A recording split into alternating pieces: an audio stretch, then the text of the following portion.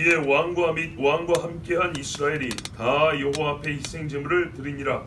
솔로몬이 화목제의 희생제물을 드렸으니 곧 여호와께 드린 소가 22,000마리요 양이 12만 마리라. 이와 같이 왕과 모든 이스라엘 자손이 여호와의 성전의 봉헌식을 행하였는데 그날에 왕이 여호와의 성전 앞들 가운데를 거룩히 구별하고 거기서 번제와 소제와 감사제물의 기름을 드렸으니 이는 여호와의 앞 놋 제단이 작음으로 번제물과 소제물과 화목제의 기름을 다 용납할 수 없음이라. 그때 솔로몬이 7일과 7일도 14일씩 우리 하나님 여호와 앞에서 절기를 지켰는데 하나가 우리에게서부터 애굽 강까지 온 이스라엘의 큰 회중이 모여 그와 함께하였더니 같이 봅니다. 여덟째 날에 솔로몬이 백성을 돌려보내매 백성이 왕을 위하여 축복하고 자기 장막으로 돌아가는데 여호와께서 그의 종 다윗과 그의 백성 이스라엘에게 베푸신 모든 은혜로 말미암아 기뻐하며 마음에 즐거워하였더라. 아멘.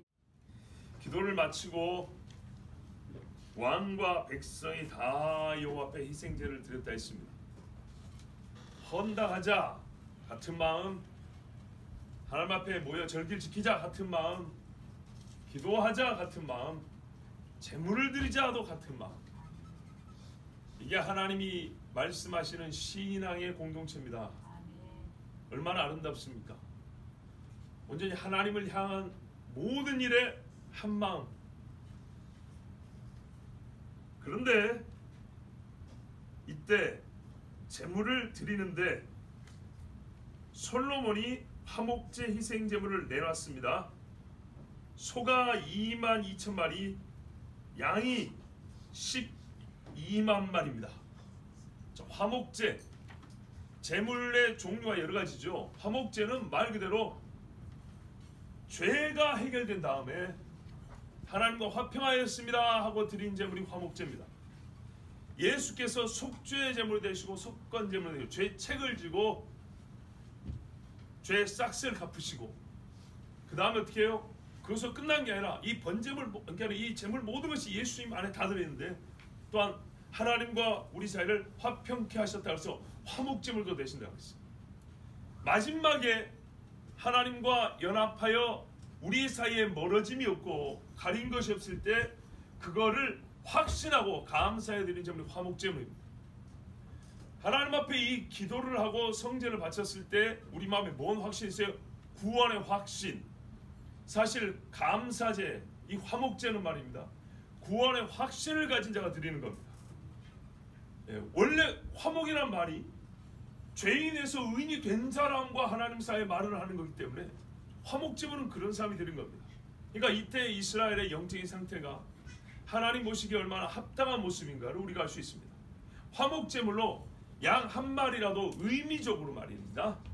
괜찮을 텐데 이 화목함의 충만함이 얼마나 큰지 양 한 마리 갖고는 이거는 뭐 성에 찰 수가 없는 거예요. 그리고 이 많은 백성들 생각할 때 이들이 하나님께 드릴 수 있는 제물까지 예비하고 싶은 왕의 마음. 1,000번제는 저리가 안 하죠. 소가 22,000이요. 양이 12만 마리. 와, 엄청납니다. 자, 이 짐승들 누구 것일까요? 누굴까요? 솔로몬 거죠. 자, 이 짐승들이 누구 것이냐? 이렇게 묻는다면 보통 여러분 이미 답을 갖고 있지만 그래도 혹시 궁금해하실 수 있어서 세 가지 경우로 나눠볼 수 있습니다. 순전히 솔로몬 것이다. 그리고 솔로몬이 개인으로 드린 것이다. 솔로몬 내가 내 이름으로 하나님 앞에 드린 짐승이 이렇게 많다. 첫 번째고요. 두 번째는 솔로몬이 내놓긴 했는데 자기만을 위해서 쓴 게 아니고 백성들하고 같이 쓰려고 내놓은 거다. 세 번째는 백성들도 빈손을 안 오고 짐승들 다 가져왔다. 가져왔는데 대표로 솔로몬의 이름만 그냥 써놨다. 요 세 가지 경우는 크게 볼 수 있습니다. 자, 여러분은 1, 2, 3번 중에 어디 갔습니까? 1번요. 솔로몬이 자기 짐승을 자기 이름을 위하여 내놓은 것이다. 여기 1번이에요. 2번은 솔로몬이 내놓은 거 맞는데 자기와 백성들 같이 드리려고 내놓은 것이다. 3번은 원래 백성들이 가져온 거다. 솔로몬도 일부 있고 백성들이 가져온 거에 싹 모으니까 이만큼의 수가 나왔다. 근데 기록할 때는 대표로 솔로몬의 이름만 쓴 거다. 자, 아까 1번이라고 했어요. 혹시 2번이라고 생각하는 분 계세요? 3번은요? 아, 예, 좋습니다. 용감하십니다. 그리고 소신이 있습니다. 그런데 이제 우리가 말씀을 통해서 그때 안 있어봐서 모르잖아요. 안 있어봐서 모르니까 말씀을 통해서 최고로 근접한 걸 찾아야겠죠. 근접한 걸. 제가 볼 때는요 2번 같아요. 왜냐하면 64절에 가면 번제와 소제와 감사제의 기름을 드렸다는 것이 돼가지고 다른 제물들이 또 나와 있어요. 그렇죠? 다른 제물이 나와 있는데 화목제만 지금 이렇게 따로 떼어가지고 짐승의 수를 얘기하고 있어요. 물론 소제는 곡식 제물이긴 합니다. 이 곡식 제물이야말로 백성들이 가져왔을 가능성이 크죠. 그러기 감사제도 사실 화목제라고 번역도 합니다. 보통 아까 말씀드린 대로 화목함으로 드린 거기 때문에 화목제물은 감사의 의미도 있습니다. 보통 감사제는 화목의 의미입니다. 속죄 의미가 아니고. 자, 그러면 뒤에 이 제물들이 또 구별되는 것으로 볼 때 앞에 이 짐승들은 화목제물로만 쓰려고 구분되어 있다는 것을 우리가 알 수가 있고요. 또 하나는 뭐냐면 63절 분명히 솔로몬이 화목제 희생을 드렸으니 하면서 솔로몬이 내놨다고 얘기를 하고 있어요. 그러니까 일단 솔로몬이 돈을 주고 사서 내놨건 아니면 자기가 키우던 걸 내놨건 그래 내놓은 것 같고 아무래도 돈을 주고 사갖고 내놨겠죠. 그래 보는데 제일 이제 유력한 증거는 뭐냐면요. 논리를 보면 62절에 이렇게 돼 있어요. 처음 시작할 때 62절에 이에 왕과 함께한 이스라엘이 다 여호와 앞에 희생을 드리려고 같이 제물을 드리는데 같이 제물을 드렸고 63절에 솔로몬이 전반부에 보면 내놨고 그쵸? 63절 끝에 보면 이와 같이 왕과 모든 이스라엘 자손이 여호와의 전에 낙성식을 행하였다. 그래가지고 왕과 왕의 백성이 같이 들어있어요. 그러니까 왕과 왕의 백성이 앞뒤로 있고 가운데 솔로몬이 이 짐승을 내놨다 이렇게 돼 있어요. 그리 봤을 때 솔로몬이 내놓고 자기와 백성들을 위하여 함께 쓸 수 있도록 그리 한 걸로 보입니다. 유사한 사례가 언제 또 있냐면 히스기야 때. 나중에 히스기야 때 오랜만에 유월절 지키는데 제사장도 자기를 깨끗하게 못하고 한 달 미뤘잖아요. 그러니까 백성들이 사실 준비를 잘 못했어요. 그리고 저 북쪽에서 온 애들은 나라가 망해가지고 돈이 없어요. 그래서 보면 히스기야 때 히스기야가 제물로 쓰라고 많은 짐승을 자기 사지에 털어가지고 이렇게 내놓는 그런 사건이 또 있습니다. 그리 봤을 때는 이게 뭐 아주 중요한 건 아니지만 우리가 추정해 볼 때는 솔로몬이 부가 엄청나지 않습니까? 그래서 물론 백성들도 자기 나름대로 갖고 왔겠지만 그날에 왕으로서 자기와 백성들을 다 위하여서 이 엄청난 짐승을 내놨다고 이렇게 보는 게 아마 가장 맞는 것 같습니다. 자, 이렇게 이제 짐승들이 많고 그 외에 번제, 소제, 감사제를 드리니까 이게 제단이 감당이 안 되는 거예요. 우리가 그 성막에 있던 제단도 꽤 큰데 그거는 뭐 말하자면 소 한 마리 태우면은 그냥 맞는 정도죠. 이제 성전에 있는 제단은 그보다 훨씬 크잖아요. 훨씬 커도 이게 뭐 10마리, 100마리 태울 수 있는 게 아닙니다. 그리고 화목제는 놀랍게도 여러분 대개 화목제는 많은 고기를 나눠 먹게 돼 있어요. 이게 화목제의 특별함입니다. 속죄제는 사람이 먹는 게 아니에요. 그런데 화목제물은 보통 하나님께 바친 제물은 잘 보세요. 일부 제사장이 먹습니다. 하나님께서 제일 중요한 부분을 받으시고 그 성막에서 일한 제사장들 몫으로 나눠주신 게 있어요. 뭐 다리 이쪽 부분 뭐 이렇게 해가지고 네 갖고 가라 이렇게 주는 게 있어요. 제사장이 그거 갖고 식구들하고 또 동료들하고 먹는단 말이에요. 어떤 거는 집에 못 갖고 가고 성막에서 먹고 가야 되는 게 있고, 어떤 거는 집에 갖고 가고 그래. 그런데 화목제물은 어떻게 다르냐? 바친 사람도 같이 나눠 먹게 돼 있어요. 그러니까 이 많은 짐승을 화목제로 바치면은 상당히 많은 고기가 남겠죠. 예, 기름진 부분만 하나님께 바치고 대개 살코기는 전부 다 백성들이 나눠 먹는 거예요. 그러니까 대잔치가 됐겠죠. 이 많은 사람들 뭘로 먹이를 살리냐? 이 고기로 7일, 14일 이제 먹는 겁니다. 그러니까 이 짐승도 하루에 다 잡지를 못했어요. 14일에 나눠 잡았지만 그래도 양이 너무 많은 거예요. 여러분, 아무리 그래도 이거 태우는 데 시간 걸리는데 밤에는 일을 안 하니까 아침에 일찍 6시부터 저녁에 한 서너 시까지, 왜냐하면 저녁 소제 제사 드려야 되니까 이거 뭐 한 8, 9시간 동안에 태운다면 몇 마리나 얼마나 태울 수 있겠습니까? 아무리 고기를 빼고 태워도.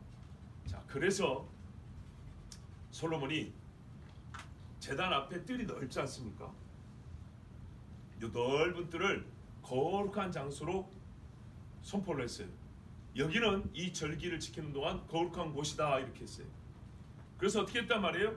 임시 제단을 만든 거죠. 그냥 고기를 넣어놓은 게 아닙니다. 보십시오. 제단에 태워야 되는데 제단에 뭡니까? 감당 능력이 안 되니까 뭘 만들어요? 쓰레기장을 만들거나 놀이터를 만든 게 아니고 제단을 만든 겁니다. 그렇죠. 왜? 이 고기들을 태워야 되니까. 다르게 처리해도 되면 제단이 작다 할 이유가 없죠. 제단이 처리해야 될 고기들입니다. 그러니까 하나님 앞에 태워드려야 될 고기고 태워드려야 될 기름인데, 태워드릴 수 있는 제단의 용량이 이게 용적이 얼마 안 되니까 또 다른 임시 제단을 설치하기 위하여 뜰의 일부를 거룩한 곳으로 공표하고 사람들 접근을 막았습니다. 그러니까 어떻게 하죠? 이 기간만큼은 여기가 제단이 있는 것과 똑같이 책임을 받아야 된다는 거죠. 그리고요, 그 제단에서 일하는 것도 제사장들이 원래 제단에서 일한 것처럼 똑같이 규례를 따라야 된다는 거예요. 아시겠죠? 이렇게 해가지고 제단에 태울 기름들을 나눠서 태웠습니다. 야, 그러면 그 마당에 말입니다, 엄청난 연기가 하루 종일 피어올랐겠죠. 그래요. 이게 하나님 앞에 향기로운 제물이니까 많이 피어올릴수록 좋지만 죄의 냄새라면 하나님이 어떻게 할까요? 받으시는 거 꼭 그 반대로 뒤집어 엎어버리겠죠. 그게 유다 말기의 성전을 더럽혔다는 거 아닙니까? 성전에서 썩는 냄새가 올라오는 거예요. 성전에서 이 향기로운 기름이 올라오는 게 아니라 썩은 기름 냄새가 올라오는 거예요. 그래서 어떻게 해요? 저 문 좀 닫아버리라고 그랬잖아요. 차라리 못 들어오게. 자, 더러운 것이 접촉되지 못하게 그 지역을 구별했고 제사장들이 똑같은 규례를 지켜 이 절기 동안에 제물을 하나님께 바쳤습니다. 여기서 우리가 한 가지 배울 수 있어요. 아, 하나님의 율법이란 게 말이야 1.1을 또 빼거나 더하면 안 되는데, 그 빼거나 더하는 말 본질을 바꾸지 않고요. 물론 조심해야 돼요. 문자를 바꾸면 본질이 반드시 바뀝니다. 문자를 바꾸진 않았어요. 뭐예요? 제단을 통해 하나님께 바친다는 거 바꾸지 않았어요. 화목제물을 바친다는 거 바꾸지 않았어요. 근데 어떻게 해요? 양이 많을 때, 양이 많을 때 어떻게 했습니까? 임시적으로 율법의 말씀을 응용 내지는 뭐 이렇게 해요? 변용이 가능했다. 이해되시죠? 용법, 이 율법을 사용하는 용법을 약간 바꿔서 쓸 수 있었다는 말입니다. 본질을 절대 해치면 안 됩니다. 야, 많으니까 나머지는 그냥 바치지 말고 태우지 말고 물에 씻었고 바쳤다 치자 이런 건 아닙니다. 반드시 태워야 되는 거예요. 반드시 제단에서. 대신에 제단이 하나니까 적어서 여러 개를 만들어서 바쳤다. 성막의 제단이 조그만해서 하나님께서 성전에는 크게 만드신 것처럼 이걸 그대로 응용을 해서 더 많은 제단을 만들어서 대신 같은 장소 성전 뜰에서 하나님께 바쳤다. 이런 식의 말씀의 응용은 우리 삶에 가능한 겁니다. 왜요? 하나님의 말씀을 변질시키려고 한 것이 아니고 안 하려고 한 게 아니라 더하려고 한 거기 때문에. 더하려고. 예를 들면 여러분 뭐가 있습니까? 나시린은 자원하여 더 거룩하게 살겠다고 자기를 바친 사람들입니다.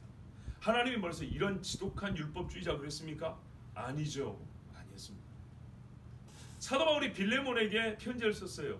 그런 다음에 맨 뒤에 말했어요. 나는 네가 순종할 것을 확신함으로 내게 썼노니 네가 내가 말한 것보다 더할 줄을 아노라 그랬어요. 더한다고 해서 용합니까? 아니죠. 더 기뻐하는 거죠. 오늘 바로 이와 같은 행위가, 이런 예배가 하나님의 말씀을 지키면서 어떻게 해요? 하나님 앞에 더하는 겁니다. 성막 지을 때도 하나님 앞에 자원하는 자는 재물을 가져와라 했더니 너무 많이 가져와가지고 일하는 사람들이 일수를 멈춰 좀 그만 가져오게 하라 그랬지 않습니까? 이와 같은 것들, 이런 모습은 참 아름답고 하나님이 기뻐하시는 모습입니다. 그런데요, 흉내를 내서 하는 것들, 이거는 어떻게 해요? 아니 뭐랄까, 이거는 변질시키고자 하는 거에 다름이 아닙니다. 기드온이 배 에봇을 제사장들이 있는데 금으로 에봇을 이렇게 제사장 옷을 본떠 만들어갖고 저기 동네에 걸어놨다고 그랬잖아요. 요것을 사람들이 음란히 섬기더라 이랬어요. 이런 것들은 안 돼요. 뭐 제사장의 거룩함을 따라가려고 합니다. 이거는 말이 안 되는 거예요. 그거는 원래 제사장만 입게 되기 때문에 일반인이 만들어서도 안 되는 겁니다. 하나님 앞에 드리는 향료는 사람이 맡으려고 흉내내어 만들지 마라 그랬습니다. 또 보십시오. 이런 경우 놋뱀을 보세요. 놋뱀은 하나님이 명하신 것, 불뱀에게 물린 자를 살게 하려고 허락하신 것이지만 그 임시적인 용도를 넘어서서 그대로 놔둬서 사람들의 눈앞에 계속 지속적으로 눈앞에 선할 때 어떻게 됩니까? 사람의 마음이 선하지 못하기 때문에 그것을 나중에는요 우상 섬기듯이 섬겼다 이렇게 되어 있습니다. 하나님 주신 선한 거라도 임시적인 용도를 넘어가면, 그러니까요 이 제단들도 지금 이 절기를 지키러 만들어 놓은 건데 제사장들이 야 수가 많으니까 편하다, 야 빨리 끝내고 가버리게 그냥 이거 그대로 두자, 이러면 이제 제사가 타락이 되는 겁니다. 이때가 지나면 없애야죠. 없애야 되는 겁니다. 많으나 적으나 하나님이 세운 것만 놓는 겁니다. 놋뱀이 광야에서 불뱀에 물려 죽을 때는 하나님께서 그걸 쳐다보면서 산다고 놓는데 광야 생활이 끝났는데도 불뱀이 없어졌는데도 그대로 서놓으니까 히스기야 때까지 있어가지고 도대체 몇백 년이면 몇백 년, 거의 700년 동안 세워져 있어가지고 사람들이 음란히 섬겼더라. 바알 모양은 아니지만 바알 섬기는 그 심정을 우리는 바알은 안 섬겼지만 놋뱀을 가지고 섬긴 거예요. 그래서 히스기야가 어떻게 했어요? 저거 썰어 없애버리라고 그랬어요. 장대를 잘라버리고 땅에 던져버렸어요. 아마 그게 노수를 만들었으니까 녹여 없애버렸을 겁니다. 자, 이런 식으로 하면 안 됩니다. 그러나 오늘 이와 같이 하나님의 말씀하신 말을 지키기 위하여 응용하는 것, 약간의 변형하는 것, 단 어떻게 해요? 그때를 위하여 임시적이어야 합니다. 임시적이어야 돼요. 놋뱀이 십자가를 대신하는 게 아니에요. 예, 그렇게 쓰는 것은 하나님이 열심으로 받으신다 는 것을 우리가 알 수 있습니다. 65절 보십시오. 또 하나의 열심을 받으셨습니다. 누가 초막제를 14일 지키라 그랬습니까? 하나님이 7일 지키라 그랬죠. 근데 이 백성이 원해서 7일을 더 지켰습니다. 여기 보면 역시 솔로몬이 지켰다고 했지만 솔로몬이 자기 독단적인 생각으로 이렇게 할 수 있었을까요? 아니죠. 일주일, 여러분 자기 집이 아니고 예루살렘에서 일주일을 더 지킨다는 게 뭐 다 친척이 있는 것도 아니고 친척이라 할지라도 여러분 14일 이게 쉽습니까? 그리고 초막절이기 때문에 상당히 많은 사람들은 초막에서 지냈을 건데 이게 14일을 초막에서 요즘같이 전문 캠핑 장비도 없는 시절에 이게 쉬운 일인가요? 어렵습니다. 알다시피 예루살렘은 고지대 800m 고지대이기 때문에 추워요. 거기 산지라서. 자, 그런데 백성들이 원했기 때문에 지킨 것이 분명합니다. 이 사람들이 어디서 왔냐? 하마도기는 아람 경계입니다. 북쪽 끄트머리입니다. 또 애굽 시내, 이집트 경계선입니다. 시나이 반도 쪽에. 그러니까요, 이스라엘 맨 꼭대기하고 맨 아래쪽에서 올라온 사람들인데 이 사람들은 오고 가는 시간하고 14일 지킨 가면 한 달은 좋게 소요되는 시간입니다. 여러분, 그러면 우리가 살면서요 한 달을 시간 내서 여행을 가라 해도 못 갑니다. 돈을 쌓아놓고 사는 사람도 아니고요. 누가 대신 일해주는 사람도 아니고. 대개 여기 모인 사람들은 남자들인데 또 집안은 누가 돌봅니까? 굉장히 어려운 선택이죠. 결정이죠. 그런데요, 하나님이 지켜주실 걸 믿을 뿐만 아니라 하나님 전에 있는 것이 너무 좋아가지고 이렇게 있었다는 겁니다. 옛날에 우리가 교회 역사를 보면 목포에서 쌀 지고 평양까지 올라와서 부흥회 참석 왔다, 그런 이야기 들어보셨죠? 아니 뭐 아주 옛날 이야기도 아니고 50년 전에 여기 진짜 50년 다 됐네요. 여의도 광장에서 그때도 사람들이 먹을 거 직원사에 있었고 거기서 막 밥통 놓고 스팀기 놓고 밥 해가지고 먹고 그랬던 적이 있습니다. 얼마 오래된 이야기 아닙니다. 하나님 앞에 있는 게 좋으면 그 떼약볕에도 모여가지고 뜨거움에 불구하고 밥해 먹으면서 예배하고 집회하고, 이때 사람들이요 모든 불편함과 뭐랄까요 근심 걱정 다 눌러버릴 만한, 그것이 아무것도 아닌 것 마냥 하나님이 주신 즐거움에 가득 찼습니다. 은혜가 충만했다는 얘기죠. 그래서 14일을 지켰습니다. 절기에 절기를 더했습니다. 자, 여기서도 보십시오. 변질한 게 아닙니다. 그렇죠? 내가 너에게 명한 것보다 더할 줄 아노라에 속하는 그런 일입니다. 그래서 하나님께서 이 백성의 14일 절기 지킴, 초막절 지킴을 받으셨습니다. 그리하여 돌아갈 때 어떻게 해요? 기쁨과 즐거움으로 돌아갔다 그랬습니다. 마치 예수님 만나고 돌아가는 사람들이 기쁨과 즐거움으로 갔던 것처럼. 이야, 얼마나 참 이때 살았던 사람들 좋았겠죠? 얼마나 복이 있었을까요? 예수님이 하신 말씀이 내 눈이 봄으로 복이 있고 내 귀가 들음으로 복이 있다 그랬는데, 이때 당시에 이 땅에 처음 세워진 성전을 본 사람들의 눈은 얼마나 복이 있었을까요? 그러나 여러분, 우리는 더 좋은 걸 봅니다. 새 예루살렘을 봅니다. 얼마나 좋습니까? 기도하고 기대하십시오. 66절에 제8일에 솔로몬이 백성들을 돌려보냈다 했습니다. 14일 지켰으면 15일째 아닌가요? 성경이 모순이 아닙니다. 저를 보십시오. 15일째 돌려보냈는데 제8일입니다. 7일 일주일이 지나고 또 7일 일주일이 지나고 안식구 첫날 제8일, 날짜의 기간을 말하는 게 아니라 사이클을 말합니다. 한 사이클이 7일이니까 새날 8일째 보냈다 이 말입니다. 이해하시죠? 예. 총 14일이 지나고 15일째 돌아갔지만 두 사이클이 지나니까 한 사이클이 7일이니까 8일째, 제8일이라는 말은 온전히 두 주가 지나고 세 주가 시작하는 첫날에 돌아갔다 이 말입니다. 제8일입니다. 두 번째 주의 첫날에 백성을 돌려보냈습니다. 이때 백성이 왕을 위하여 축복했다 그랬습니다.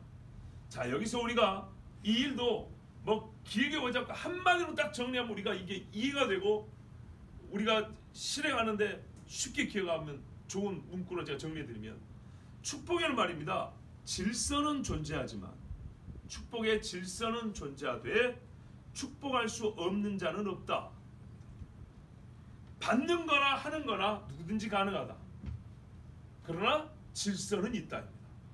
자, 윗사람이 아랫사람이 먼저 축복합니다. 그래서 성경에 말했어요. 본래 축복은 윗사람이 아랫사람에게 하는 거로 아브라함도 멜기세덱에게 축복을 받았다 이렇게 했어요.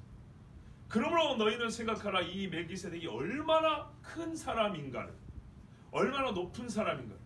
믿음의 조상 아브라함을 축복하였으니 그는 살렘 왕이요 하나님의 제사장이라 이랬어요. 맞지요? 멜기세덱도 높았다는 거예요. 그래서 예수님을 아론의 제사장 반차가 아니라 멜기세덱의 반차를 따른 왕이요 제사장 이렇게 말하는 거예요. 그러나 윗사람이 아랫사람을 축복하여 왕이 백성에게, 아버지가 자식에게 하는 것이지만, 순서는 그래 하지만 항상 아버지는 축복을 하기만 하고 자식으로부터 축복을 받지 못하냐? 그거는 아니라는 거예요. 왕은 축복을 하기만 하고 축복을 받을 수는 없냐? 왜? 자기도 높은 사람이 없으니까. 아니요. 백성도 왕을 위하여 축복할 수 있다 이겁니다. 그러나 늘 백성이 먼저 왕에게 축복을 하고 이런 건 아니고요. 왕이 먼저 하는 것이고 왕에게 하나님께서 그 권한을 주셨다는 것을 우리가 기억해야 됩니다. 축복의 질서는 존재하되 축복을 받지 못할 자나 하지 못할 자는 없다. 또 세상 질서로는 왕이 높지만 하나님의 사람 야곱은 믿음의 사람, 믿음의 조상으로서 당대 최강대국인 애굽의 바로를 축복했다는 것을 기억하십시오. 바로는 자기가 왕이지만 어떻게 했어요? 이 사람이 요셉의 아버지, 즉 그들의 표현으로는 신의 감동된 자라는 것을 인정하고 축복을 구했습니다. 그래서 이 땅에도 보면 대통령이나 왕들 중에 하나님의 사람들에게 축복을 요청하고 받았던 사람들도 꽤 많이 있습니다. 자, 돌아가는 백성들의 마음이 심히 기뻤습니다. 솔로몬도 기뻤겠죠. 예, 백성들의 축복받는 것도 기쁘고 백성이 즐거워하는 것 보는 것도 기쁘고. 자, 여기에 백성들의 마음이 기뻤다. 왜 기뻤냐 하면 우리 하나님이 기쁨을 주셨기 때문에 한데 희락을 주신 것이죠. 이제 하나님이 기뻐하시는 일을 했기 때문에 백성들 역시 기쁘게 된 것이지만 여기서 우리가 이제 하나 신앙인으로서 한 가지 덕목, 우리의 품성을 좀 하나 배울 게 있습니다. 그러니까는 정말 여기 백성들처럼 기뻐할 수 있게 하여 우리가 좀 연단하고 훈련해야 될 품성이 하나 있어요. 여기 보면 백성의 말이 이런 말이 있어요. 여호와께서 그 종 다윗과 그 백성 이스라엘에게 베푸신 모든 은혜를 인하여 이렇게 되어 있습니다. 다윗과 백성들입니다. 기뻐하는 것은 백성인데 왜 기뻐하니까 하나님이 백성 우리에게 주신 은혜 때문이 아니라 많이 아니라 먼저 다윗 집에 베푼 은혜 때문에 기뻐했다는 거예요. 다윗 집에, 우리 집이 아니고 다윗 집에. 유독 이 이스라엘의 수많은 지파의 그 밑에 사람이 지금 몇백만 명인데 유독 다윗 집을 하나님이 이렇게 사랑해가지고 사울을 이기고 왕이 되게 한 다음에 그 자식들에게 피바람도 나는데 무너지지 않냐.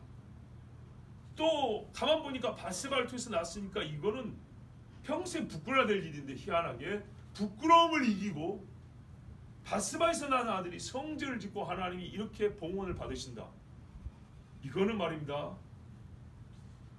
우리 성정으로는 좀 받아들이기 어렵죠. 왜냐하면 아직 기억이 생생하잖아요.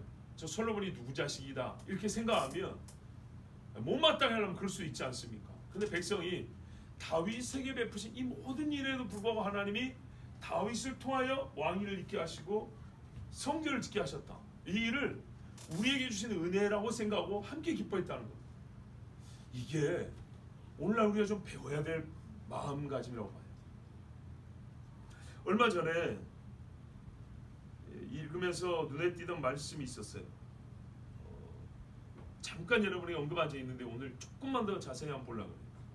갈라디아서 5장 19절 이하에 보면 육체의 일이 나오고요.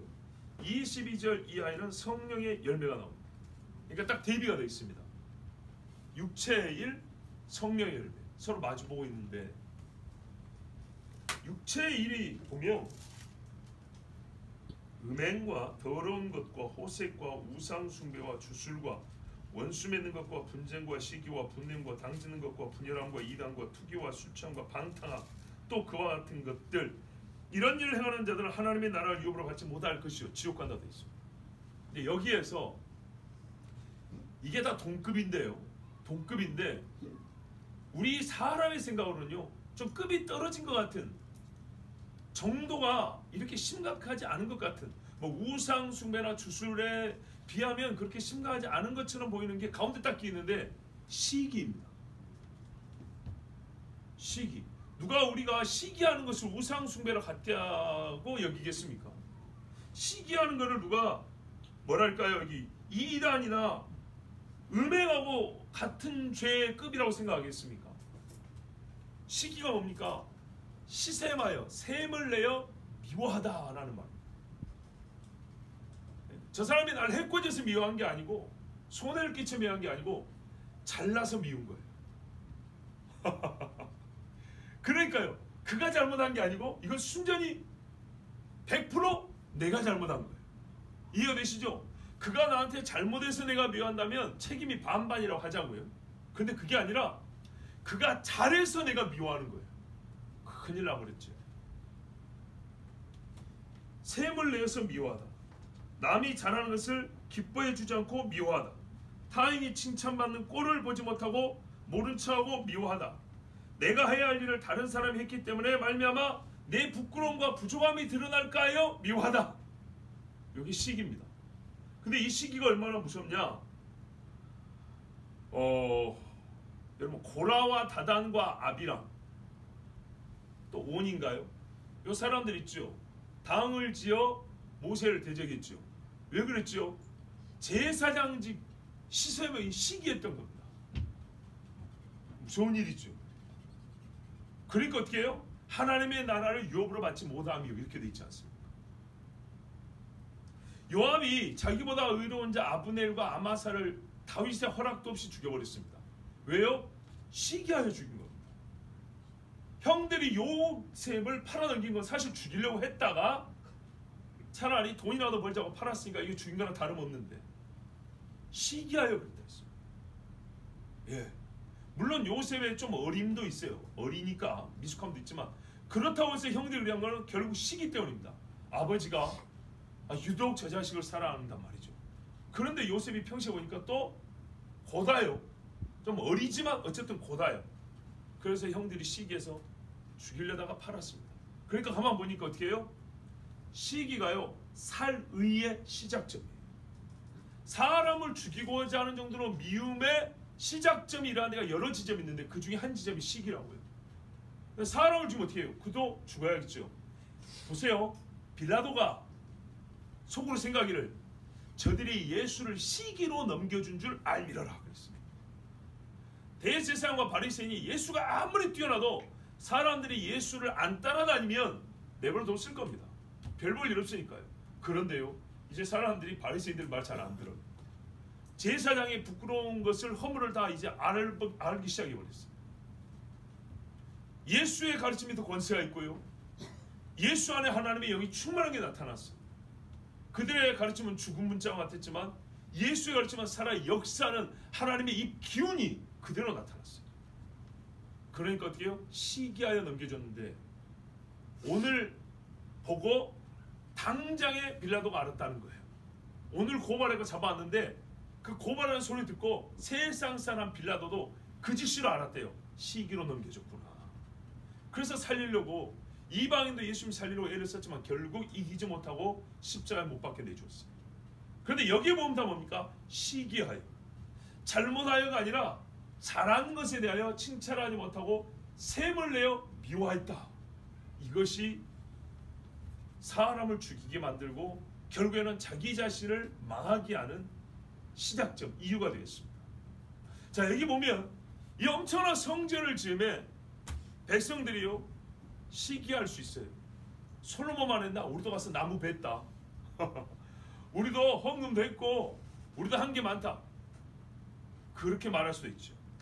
예전에 사사시대에 시기를 제일 많이 한 지파가 하나 있었어요. 혹시 아십니까? 예? 에브라임. 사사들이 전쟁하러 나오라! 나팔 불 때 안 와요. 왜? 에브라임이 최고거든요. 유다 지파하고 쌍벽을 이루는 게 에브라임 지파란 말이에요. 근데 자존심이 쌓았고 저 조그만 지파에서 사사 일어나고 오라 하니까 기분 나빠서 안 가요. 근데 이제 이 사사가 와서 막 승리해버리잖아요. 그러면 또 영광을 뺏길까봐 뒤에 이제 막 쫓아가요. 그래가지고 막 한 다음에 우리도 한몫했어. 그럼 어떻게 해요? 지파가 크니까 형제들이 에브라임이 고생했어. 에브라임 고생. 이 소리 한번 들으라고. 그런 이야기가 두세 번 나옵니다. 사사기에. 대표적으로 기드온 때도 그랬잖아요. 모이랄 때 안 와요. 그리고 이제 300명 데리고 가서 미디안 지파를 쓸었어요. 그리고 이제 나팔을 또 불었어요. 이제 도망간 애들을 추격하라 하고 나팔을 부르는데 그때 이제 에브라임이 또 나와요. 예, 그러니까 에브라임이 요란강 나루턱을 점령해요. 그래가지고 미디안 사람들과 그 동맹군들을 많이 잡고 그 두목들도 잡아요. 네, 오렙과 세입인가 얘들도 잡아요. 그리고 나서 이제 자기들이 한 게 있잖아요. 그러니까 기드온한테 갖고 뭐라 그래요? 아니 이런 일이 있으면 진작에 우리를 불러야지 막 그러고 자기 입으로 막 자기를 막 높여요. 이게 에브라임이에요. 왜요? 기드온 이 조그만 이게 얘한테 이 영광을 다 줄 수가 없는 거예요. 그랬더니 기드온이 어떻게 해요? 기분 맞춰줍니다. 아 이거 에브라임 형님들 그럼요. 형님들의 끝물이 훨씬 좋지. 그러면서 막 지켜 세워줍니다. 그러니까 에브라임이 그래. 그러면서 이제 살짝 물러갑니다. 이게 에브라임 시기야. 그러면 보십시오. 이때 시기했으면 이 성전을 이 엄청난 사건이잖아요. 이스라엘 역사에 정말 가운데 들어있는 사건인데 이 성전을 누가 지었냐? 이 성전에 명패를 나면 누구 명패를 날 것이며 기념패라든지 공로패를 주려면 누구한테 줘야 되겠냐 할 때 자기 이름 올라가길 다 원하지 않겠어요? 왜요? 특히 이스라엘은 족보를 중요시 했는데 대대로 내려간단 말이죠. 그런데 이스라엘 사람들이 어쨌냐? 다윗의 집에 표현하자면 다윗의 집에 그 공로를 돌리는 것을 합당히 여기고 같이 기뻐해 줬다는 말입니다. 만일에 여기서 누군가가 시샘을 해가지고 트집을 잡았다면 광야에서와 같이 정말 엄청난 하나님의 심판이 있을 겁니다. 그런데 여기 이스라엘 백성이요 다 하는 말이 우리가 다윗의 집으로 말미암아 복을 받았고 하나님께서 다윗과 약속하신 것으로 말미암아 성전을 짓게 됐다. 자기들이 수고를 안 했다는 게 아니에요. 근데 이런 마음이 있어요. 이런 마음. 그러니까 어떻게 해요?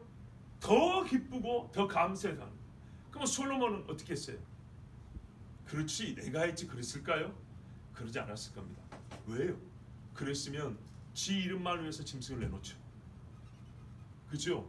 백성들 가난한 백성들 놓고 부자인 솔로몬 자기 혼자 자기 자식들 데리고 와서 자기 식구들만 데리고 와서 최고로 크고 아름다운 소, 양 잡아가지고 보란듯이 백성들 앞에서 뽐내듯이 했었을 거 아닙니까? 그렇게 하지 않았어요. 서로가 서로 때문에 하나님께 복받았다고 서로가 서로에게 기쁨과 감사를 표하고 당신을 통하여 우리가 복을 받았고 여러분을 통해서 내가 하나님께 은총을 받았다고 이렇게 인정하고 시인하는 마음들이 있어요. 얼마나 아름답습니까? 오늘 우리에게도 이와 같은 좋은 마음이 있기를 바랍니다. 하나님은 이스라엘을 위하여 다윗에게 은혜를 베푸시고 약속하셨습니다. 이스라엘은 다윗으로 인하여 하나님의 복을 많이 받았습니다. 말씀 주께서 그의 종 다윗과 그의 백성 이스라엘에 행하신 모든 선하심으로 인해 즐겁고 기쁜 마음으로 장막으로 돌아가더라. 원하기는 이 땅에도 솔로몬과 같은 또 다윗과 같은 왕이 세우지를 원하나 성경의 예언을 따라 우리가 장래를 예측해 볼 때 이와 같은 왕이 일어날 일은 없을 것 같습니다. 시간이 얼마 없어요. 그리고 이와 같은 왕이 있다는 것은 곧 이와 같은 부흥과 희락이 있을 것이라는 얘기인데 성경의 예언에 따르면 그런 일은 앞으로 보기 어려울 것 같습니다. 그러나 여러분 국가적으로는 이런 일을 보기 어려울지라도 주님 오실 때까지 거의 보기 어려울지라도 혹 200개가 넘는 나라 중에 어느 한 나라나 두 나라나 혹 이런 일이 있을지 모르지만 교회들은 세계 곳곳에 있는 교회들은 이와 같은 일을 주님 오실 때까지 경험할 수 있습니다. 성도들 사이에도 말하기를 서로 여호와의 은택이 형제로 말미암아 우리에게 임하였습니다. 내가 자매로 말미암아 하나님이 주신 희락을 맛보고 갑니다. 그리고 서로 주께서 돌아가는 형제의 발걸음을 지켜주시고 헌물을 바친 자매의 손을 기억하시리이다 하고 축복하고 돌아가는 일, 이것은 교회마다 예배마다 가능합니다. 이 일이 즐겁다고 했습니다. 여러분 시기하여 자기 영광을 취함으로 즐거움은요 찝찝합니다. 그러나 서로 감사함으로 인정함으로 누리는 즐거움은 이 작은 가슴이 담아놓을 수 없을 정도로 큽니다.